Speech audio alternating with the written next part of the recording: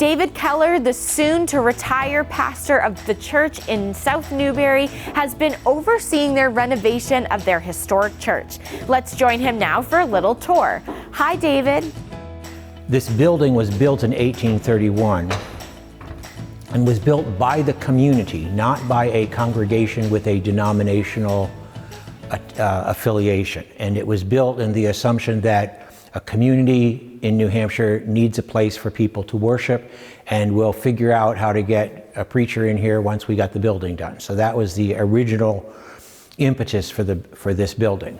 We have an extensive architectural history which someone did for us and is on our website. And clearly you have a building that's got the two aisles, and you had a different front. We now call it a dais. It was a chancel kind of area that was up there and elevated about 3 feet off the base of the floor. And so my assumption based on the architecture that was here when I arrived is that you had a classic situation where the pulpit was raised and the communion table was below, and that symbolized that the communion table isn't an altar where we celebrate a sacrifice, it's a table where we celebrate a meal. Those theologies are two different theologies of Eucharist.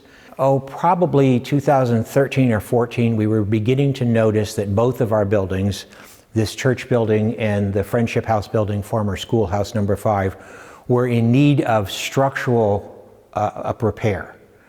And that started us on a thinking process that ended up with a visioning process. And the visioning process said, we want to be a church that's more useful to the Newbury community. That was the big vision. And that usefulness was going to be accomplished by a renovation of the Friendship House, still pending, that would allow it to be much more accessible to seniors, really handicap accessible, more flexibility in the use of the space. So the fulfilling of the vision waits for the Friendship House to be renovated, but the church building was the more urgent building with regard to structural issues.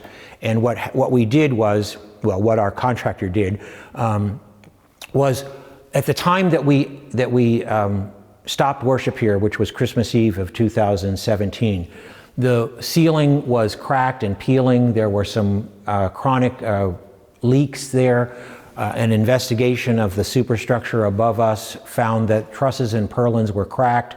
The roof was beginning to sag a little bit. The steeple was beginning to lean backwards a little bit. I mean, you could see from the outside that things weren't good up there. So a great deal of the work that was done on this facility was work that you can't see. Was fixing the roofing and the ceiling. And the ceiling was opened up completely for months until it got put back together. So that was the big ticket, but at the same time, we had a furnace that was in this vestibule area, and so when you walked into the building, you walked through almost a tiny little hallway of space. We moved the furnaces upstairs and opened up a really attractive vestibule, and we changed the front of the building so that higher dais area was cut down by half and opened up another 3 feet. So it's bigger and lower than it used to be. It really, in some ways, maintains the classic character of it, but it makes it a whole lot easier to use for worship. My suspicions are that the work that we did is solid, durable, lasting work. And things that were found during that process that needed to be addressed have been addressed. So structurally, I think the building's in very healthy shape. We may need to do some work with the foundation. It's not entirely clear how urgent that is. We suspect that at some point this building's going to need a paint job on the outside. That was not part of the renovation. But we did put a new roof on, so that, there you are with that. So my sense is, as a pastor and not as a contractor, is that this building has good bones, and the bones that were broken have been fixed, and it's got a lot of life left to it. We have a website, www.southnewburyunionchurch.org, that gives a nice introduction to the church. It's a free website, so it doesn't have that professional look, but it's got the information that people would want. We have a Facebook page, and we use that Facebook page to live stream our worship now. So that's, if somebody wants to check us out and not walk into the building, they can show up at 9:30 on Sunday morning on their computer screen, or anytime after that. Of course, those live stream things are saved on the Facebook page. Thanks, David. It's so important to keep these wonderful historic structures maintained. Nice job. When we return, we'll hear about the proposed STEAM wing of our Kearsarge Regional High School.